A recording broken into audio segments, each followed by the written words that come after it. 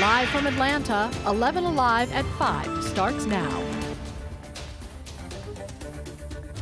I'm sorry everybody has to go through this. Like I said, nobody should be able to feel like that inside school. Murder inside a school again. A gunman opening fire on his high school classmates, this time in Santa Fe, Texas.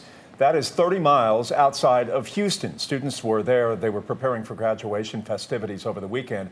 Final exams were planned for next week. Gunshots shattered those plans just after class started, and our team has been tracking down what happened, and here is what we know. At least 10 people have died, 9 students and 1 teacher. 10 others have been injured, including a school district police officer who was shot in the upper arm.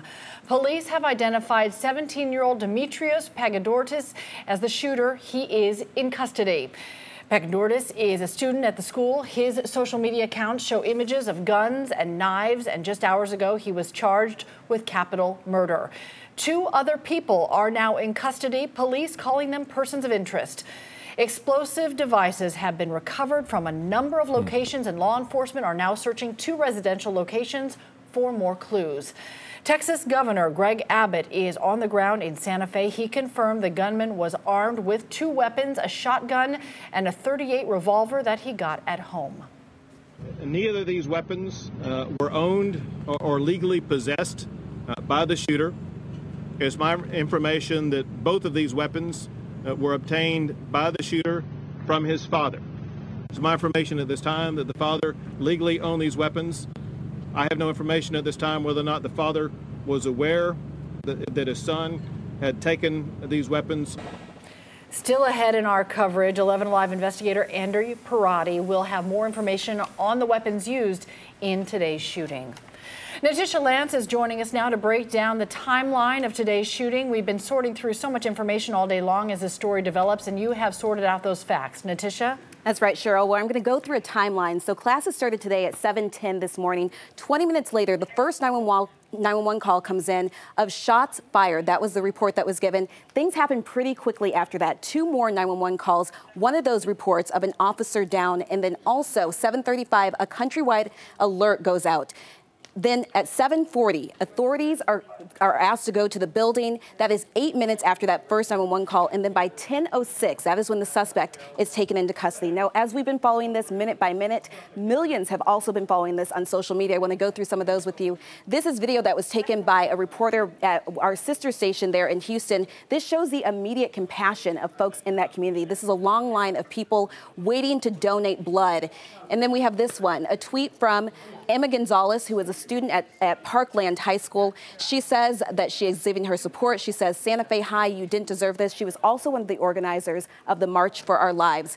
And then we have this last one. This is a photo of Santa Fe on April anniversary of the Columbine shootings. They're holding up a sign that says never again. And the irony in this photo is really just chilling, Cheryl. It continues to happen again. Natisha, thank you. Let's go to 11 Alive investigator Andy Parati now for more about the guns used in the Santa Fe school shooting today and the weapons that have been seized in Metro Atlanta districts this school year as well. Andy? Yeah, sure. As you guys mentioned before, the governor of Texas says officers confiscated 1 shotgun and a .38 revolver from the gunman today. A .38 revolver is a very popular type of handgun. It typically holds around 6 rounds at a time and takes much longer to reload than a semi-automatic gun, and it costs as low as $300. Now, we've recently taken a hard look at the number of guns showing up in Georgia schools, and here's what we've learned from the 5 largest Metro Atlanta school districts: Atlanta, DeKalb, Fulton, Cobb, and Gwinnett. School officials have recovered at least 31 handguns from students so far this year.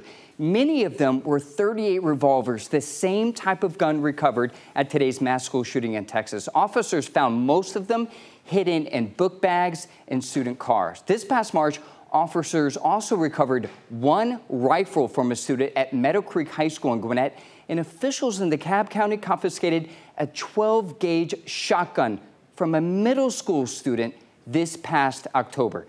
Atlanta Public Schools confiscated 8 guns, but those types were not readily available, and all 5 districts recovered a total 55 air guns or BB guns and a few toy guns. While 1 student in Fulton County was accidentally shot in the leg earlier this year, thankfully, No students were killed by guns in Metro Atlanta schools this year. Cobb County was the only major Metro Atlanta school district to not report any guns recovered this year. Back to you. Andy, thank you. Recently, in an exclusive 11Alive poll, we asked whether arming teachers is the answer to gun violence in our schools. 40% said they would support teachers carrying guns. 46% opposed it, and 14% said they simply were not sure. Here in our state, 3 counties have already passed measures to arm teachers: Fannin, Lawrence, and Elbert. But a Decatur school bookkeeper who actually convinced a gunman to surrender nearly 5 years ago when he walked into Ronald E. McNair Discovery Learning Academy sees it another way. We spoke to her earlier this week. August 20 of 2013, if I had a gun, we'd have all died. I wasn't in a mental state to be able to do that. In the school system, teachers are dealing with hostile situations every day. They're on the front line. They're having to be the counselor, the teacher, they're having to be the mentor. And so how do you do that in the midst of all that's going on? So in my take on it, we don't need to arm our teachers with guns.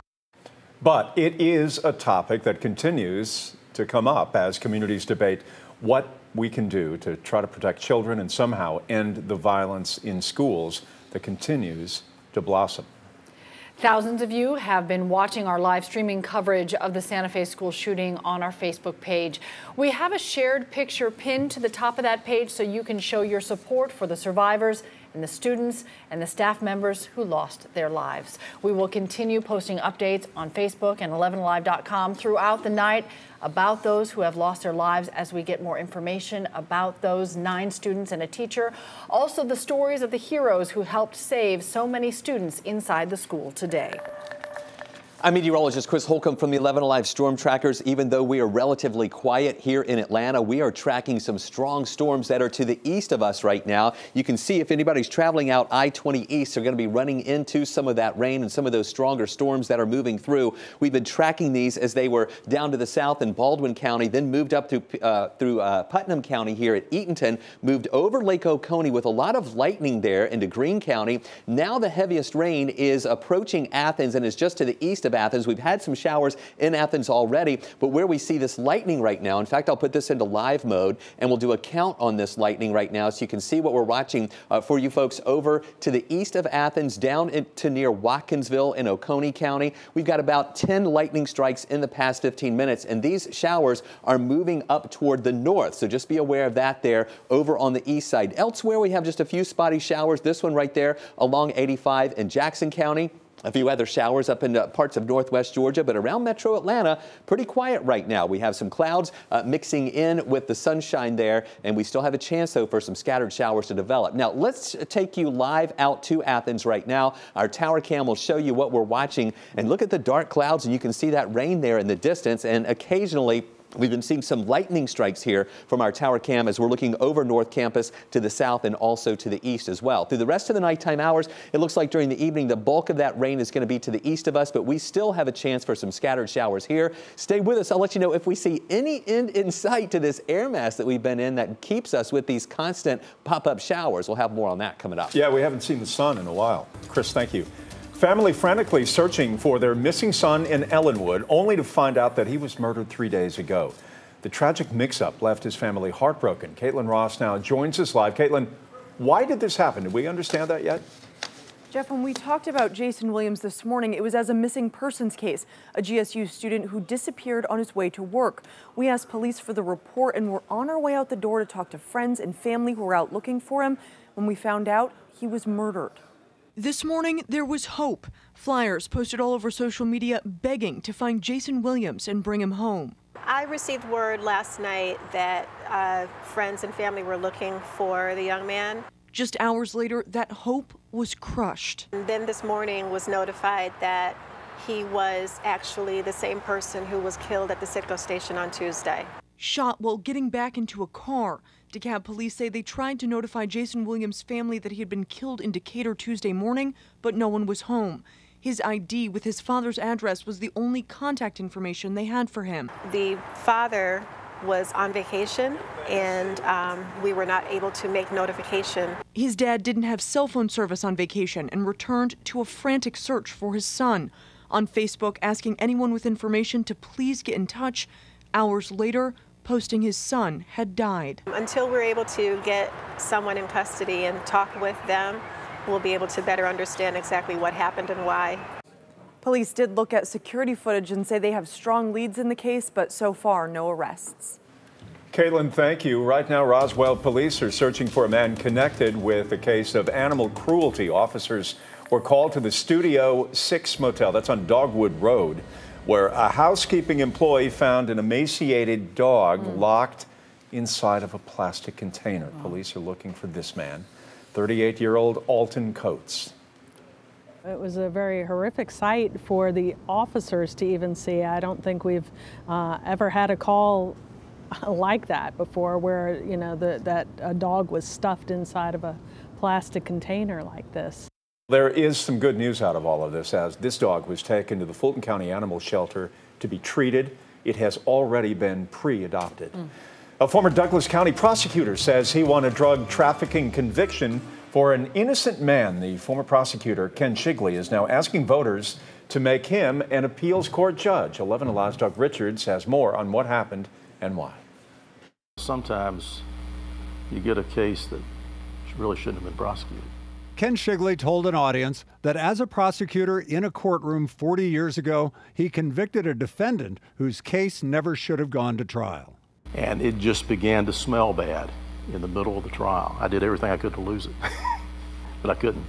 Shigley describes the defendant as a young African-American man, a college student who got snared in a drug case around 1978. Shigley says he can't remember the defendant's name. The jury convicted the guy. He appealed. I tried to lose the appeal. I couldn't. I tried to make the weakest case for the state I could. Shigley is now asking voters to elect him to an appeals court judgeship. Ken Hodges is the best choice for Court of Appeals judge. His opponent is Ken Hodges, also a former prosecutor.